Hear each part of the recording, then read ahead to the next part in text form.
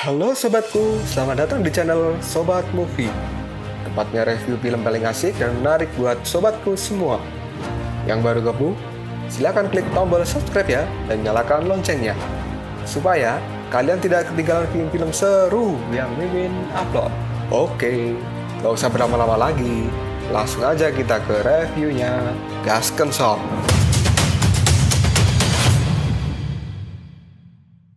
Hey, oke, sobatku terkeren, terkecil, terbaik, tersemuanya. Kita masih bersama Sobat Movie, channel alur cerita terasik sepanjang masa. Oke, kita lanjut bahas chapter 79. Gak usah cacicot banyak bacot, kita langsung masuk aja ke pembahasan. Sun Wukong yang saat ini telah muncul di hadapan dari Kaisar Sitian. Dia bertanya, apakah sebenarnya yang telah terjadi pada saat dia dikurung di dalam gunung 5 jari. Kaisar Sitian pun marah karena Sun Wukong telah berani menyebut nama Su Yi. Karena menurut Kaisar Sitian, Sun Wukong sebagai penjahat yang tidak tahu malu tidak pantas menyebut nama Su Yi. Sun Wukong kemudian berteriak pada Kaisar Sitian bahwa Su Yi adalah dewa di surga ini dan dia tidak akan mati tanpa alasan. Dan pada saat ini Sun Wukong harus tahu alasannya. Dia juga marah karena Sitian sebagai orang tua tidak bisa menjaga putri Su Yi. Sitian kemudian mengatakan bahwa selama ini Su Yi telah hidup menderita dan dia tewas karena ulah dari Sun Wukong. Mendengar perkataan dari Kaisar Sitian, Sun Wukong menjadi gemetaran. Sitian kemudian menceritakan pada Sun Wukong tentang kematian dari putri Su Yi. Pada saat Sun Wukong mengamuk di istana surga, putri Su Yi juga harus mendapatkan hukuman, walau hukumannya lebih singkat dari Sun Wukong. Setelah masa hukumannya selesai, putri Su Yi terus memohon agar dia mengurangi hukuman dari Sun Wukong. Dan pada saat itu, putri Su Yi tidak sengaja masuk ke dalam ruangan Kaisar Sitian pada saat Sitian sedang melakukan pengorbanan darah. Sitian yang tidak mau ketahuan, dia pun membunuh putri Su Yi dan meminum darahnya. Sitian juga berkata bahwa darah dari putri Su Yi sangat murni dan rasanya sangat enak. Bahkan sampai sekarang, Sitian tidak bisa melupakan kenikmatan dari darah putri Su Yi. Sitian juga berkata bahwa sebagai ayah, dia memiliki tanggung jawab untuk merawat putrinya. Tapi sebagai seorang putri, Su Yi juga harus bertanggung jawab untuk membuat ayahnya bahagia. Kata-kata dari Sitian ini sungguh sangat bejat. Hal itu membuat Sun Wukong menjadi sangat marah dengannya. Dan pada saat ini, Sun Wukong pun melompat di hadapan Sitian dan akan melakukan pukulan keras pada kepala Sitian agar Sitian bisa mati di tangannya. Tapi sebelum pukulan itu bisa mengenai tubuh dari Kaisar Sitian, tiba-tiba saja sesuatu datang dan membuat Sun Wukong terpental dari tempatnya. Yang ternyata hal itu dilakukan oleh seseorang dengan pukulan yang sangat keras, yang membuat Sun Wukong terlempar sehingga menghancurkan banyak bangunan istana surga. Ternyata hal itu dilakukan oleh Jenderal Surga Utara, Faiz Ravana. Faiz Ravana kemudian berkata pada Kaisar Sitian bahwa pada saat ini Sun Wukong akan menjadi tanggung jawabnya, sehingga Sitian tidak perlu turun tangan sendiri. Sitian pun kemudian berkata pada Faiz Ravana bahwa Faiz Ravana ini sangat sulit menemukan seseorang yang bisa membuat dirinya tertarik. Faiz Ravana kemudian menjawab perkataan pada Sitian bahwa dia mengabdi pada bayangan gelap. Tujuan utamanya adalah untuk mencari lawan yang lebih kuat, dan Sitian pasti tahu hal itu. Setelah mengatakan hal itu pada Sitian, Faiz Ravana pun mulai melompat dan dia menyusul ke arah Sun Wukong. Faiz Ravana yang sudah muncul di hadapan Sun Wukong, dia mengatakan bahwa sebelum menghadapi Sitian, Sun Wukong harus menghadapi Faiz Ravana lebih dulu. Faiz Ravana meminta agar Sun Wukong menunjukkan kekuatan yang sebenarnya.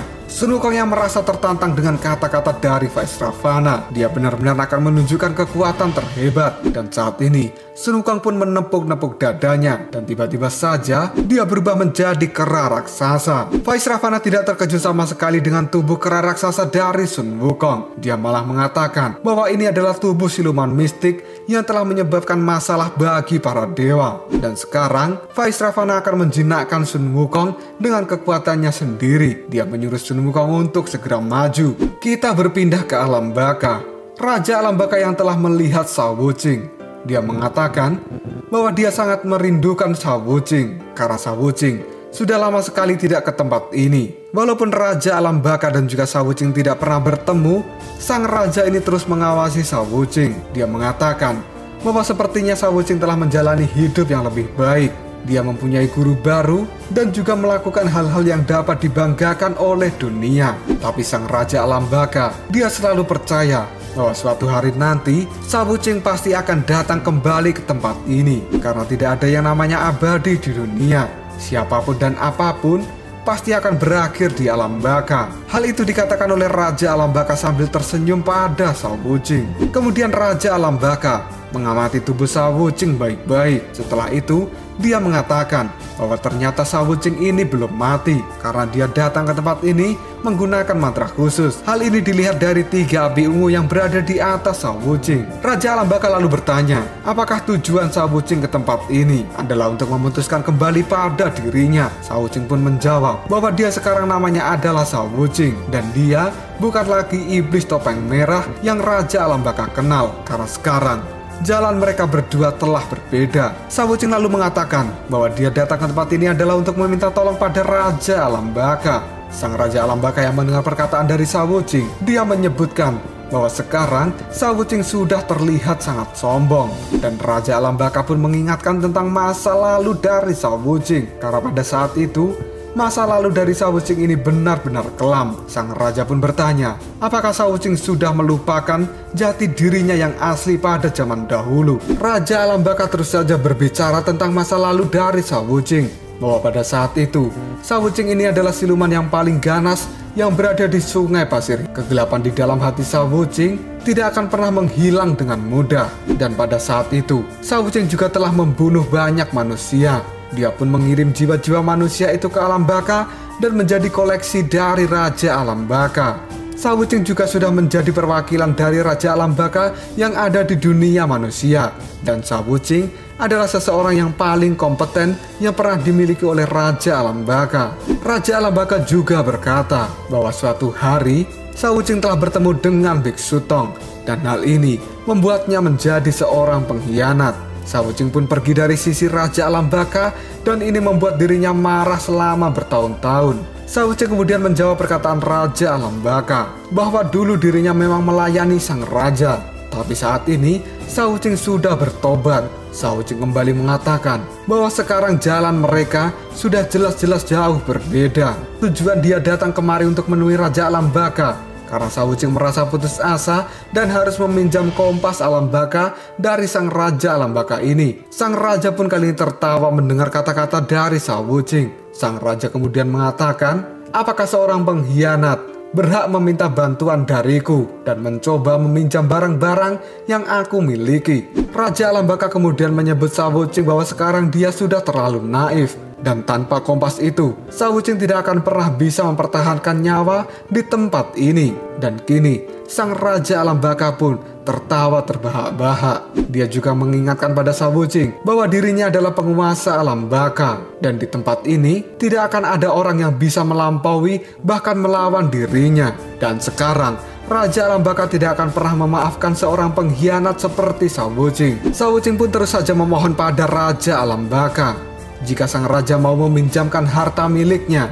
Dan setelah dia bisa menolong Biksu Tong serta Aosway keluar dari tempat ini, maka sang Raja Alam Baka bisa melakukan apapun yang dia inginkan dari Shao Wuqing. Raja Alam Baka pun menjawab perkataan dari Shao Wuqing, jika aku tidak mau melakukan hal itu, lalu dirimu mau apa? Shao Wuqing pun mengatakan bahwa dia terpaksa akan mengambil harta itu secara paksa. Sang raja kemudian meremehkan Shao Wuqing dan dia pun meniupkan udara yang cukup kencang. Tiupan dari Raja Alam Baka ini menyebabkan satu api ungu yang ada di atas Shao Wuqing kali ini menjadi padam. Shao Wuqing pun menjadi panik dan dia berkata di dalam hatinya, jika ketiga apinya telah padam, maka jiwanya tidak akan bisa kembali ke alam manusia. Setelah Raja Alam Baka meniup api ungu dari Shao Wuqing, dia kemudian mengambil bonekanya dan melemparkan boneka itu untuk melawan Wuqing di tempat ini. Shao Wuqing pun mulai dikeroyak oleh boneka dari Raja Alam Baka. Para boneka itu mengepung Shao Wuqing dari berbagai arah dan Shao Wuqing pun tidak mau diam saja. Dia juga menghajar para boneka itu. Satu boneka yang terkena pukulan dari Shao Wuqing kali ini kepalanya hampir patah dan dia kembali menyatukan kepala itu. Dan pada saat ini Shao Wuqing pun merasakan bahwa dia seperti mengenali boneka ini. Sang Raja Alam Baka kemudian tertawa pada Shao Wuqing dan menyuruhnya untuk berhati-hati, karena jika Shao Wuqing menghancurkan boneka, maka jiwa yang ada di dalam boneka itu juga akan ikut musnah. Kemudian Raja Alam Baka melanjutkan kata-katanya. Teman dari Xiao Wuqing si wanita buta ada di antara salah satu boneka itu. Mendengar perkataan dari Raja Alam Baka, hal ini membuat Xiao Wuqing menjadi kaget. Kemudian Raja Alam Baka mengingatkan Xiao Wuqing, wanita buta itu Gu Xiaoyue yang tinggal di rawa-rawa dekat dengan sungai pasir hisap.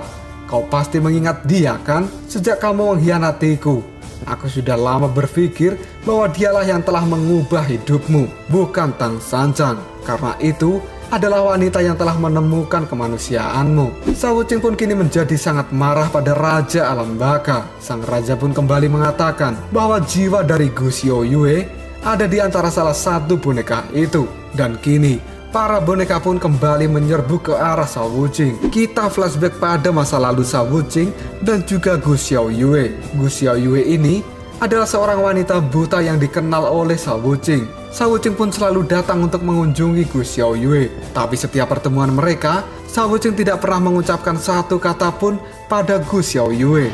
Tapi Gu Xiaoyue terus menceritakan tentang dirinya pada Xiao Wuqing. Sejak meninggalnya ayah dan ibu dari Gu Xiaoyue, Xiao Wuqing adalah satu-satunya orang yang peduli dengan dirinya. Dan karena kedatangan dari Xiao Wuqing ini, Gu Xiaoyue tidak pernah merasa kesepian lagi. Dan tiba-tiba saja, Gu Xiaoyue pun meminta izin untuk bisa menyentuh wajah dari Xiao Wuqing. Dia ingin merasakan apakah Xiao Wuqing ini tampan atau tidak. Tapi ketika tangan dari Gu Xiaoyue akan menyentuh topeng dari Xiao Wuqing pun merasa gemetaran. Dan dia pun langsung saja lenyap begitu saja. Gu Xiaoyue ini memiliki panggilan khusus pada Xiao Wuqing. Dia selalu memanggilnya dengan nama kakak bisu. Dan pada suatu hari, Gu Xiaoyue pun merasakan bahwa Xiao Wuqing kembali menemui dirinya. Dan ini adalah pertama kalinya Xiao Wuqing berbicara pada Gu Xiaoyue. Dia mengatakan bahwa aku tidak bisu, aku hanya tidak suka berbicara. Dan maaf, selama ini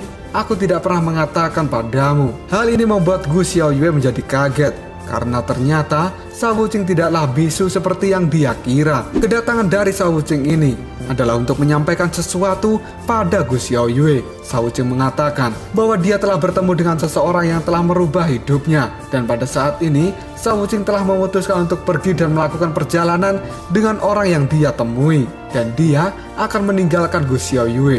Gu Xiaoyue pun kemudian bertanya, berapa lama kamu akan pergi? Apakah itu sebulan, apakah setahun, atau yang lainnya? Xiao Wuqing tidak menjawab berapa lama dirinya akan pergi. Xiao Wuqing hanya mengatakan bahwa dia sebentar lagi akan berangkat. Dan dia datang ke tempat ini adalah untuk mengucapkan selamat tinggal. Hal ini membuat Gu Xiaoyue menjadi sangat sedih. Tapi dia juga tidak bisa berbuat apapun untuk menahan kepergian dari Xiao Wuqing. Dengan wajah sedihnya, Gu Xiaoyue berkata pada Xiao Wuqing untuk menjaga diri baik-baik. Dan setelah itu, Xiao Wuqing pun benar-benar pergi meninggalkan Gu Xiaoyue sendirian di tempat ini. Xiao Wuqing juga berpesan agar Gu Xiaoyue juga menjaga dirinya baik-baik. Dan kini, di Alam Baka Xiao Wuqing terus saja mengamuk karena Raja Alam Baka telah mengambil jiwa Gu Xiaoyue dan menjadikannya sebuah boneka. Xiao Wuqing pun mengatakan bahwa ini adalah urusan antara dirinya dan juga Raja Alam Baka.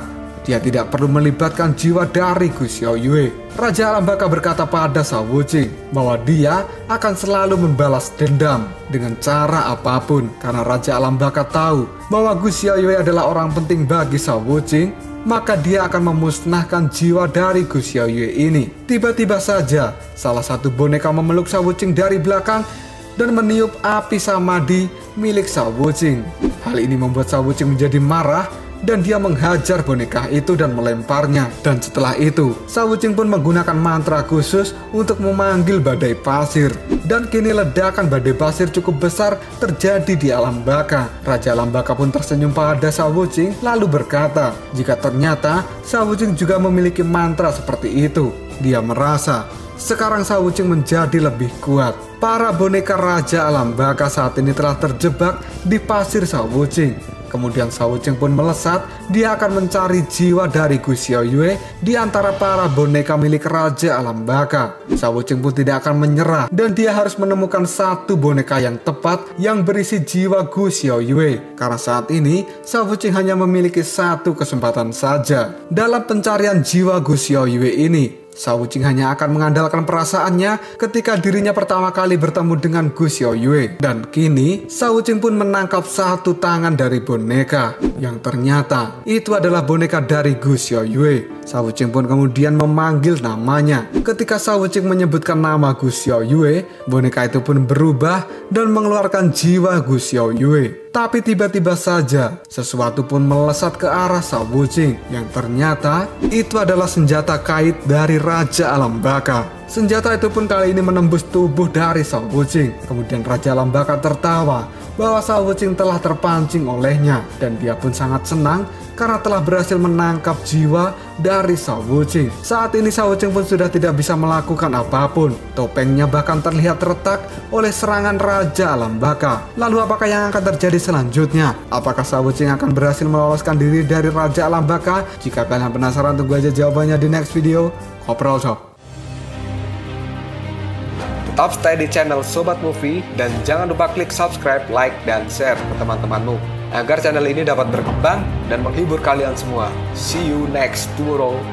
Bye-bye.